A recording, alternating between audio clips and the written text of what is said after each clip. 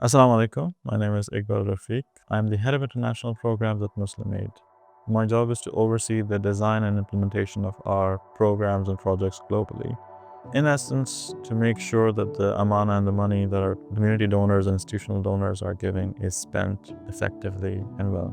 Muslim Aid has been responding since the beginning of the crisis. Through our partners on the ground, we've been providing support in multiple different forms, helping people survive the difficult conditions. So this was in the form of cash, and food, water, shelter, psychosocial support because the trauma they're facing, a lot of medical support through mobile health units and medicine supply, winter support as well. The support has been ongoing from the beginning, and we continue to provide it. I think it's important to acknowledge that working in Gaza is one of the most challenging contexts in the world. You have to be agile, you have to be fast moving, you have to be flexible.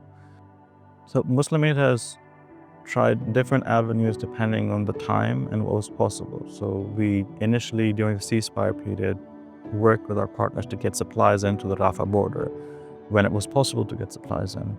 When it wasn't, we shifted to the modality of providing grants directly to our partners in Gaza, and they were getting supplies through the local markets when they were available. They were stocking for future responses, and they were working with local farmers to ensure the sustainability of their supplies. This has been difficult because prices have continuously been inflated because the amount of supplies were limited, and the blockade has continuously made this worse.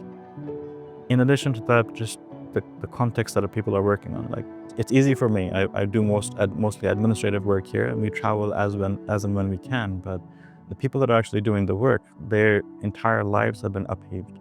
Their homes have been destroyed. We have partners who've lost family members, who've lost staff members. We have staff that have lost family members as well. The partners have had to move their offices continuously as they were displaced. They haven't had logistic support. They've lost internet connectivity, lack of fuel, lack of resources. There's been a range of issues that we've had to deal with. Alhamdulillah, though, the Muslim Aid team has done well because we've had these long-standing relationships with strong partners in country, and we've built additional partnerships so that we can continuously change our approach to the need and the context of the time. I think there's overall since 2023, we've reached about over 300,000 people already through direct support. Most of this is food and water. So about half was food and water support. Beyond that, we've done a significant portion of work in nutrition, health as well, and psychosocial support, shelter, hygiene. So this is going to be true in any sort of crisis like this, where the basic needs are always going to come first, which are water, food, and then health, basically. With Gaza, we are still in a stage of survival.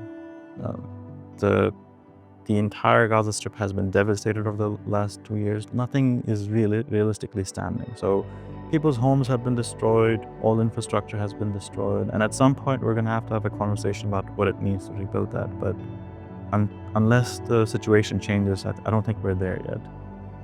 We still need to focus on the basics: food, water, health, shelter.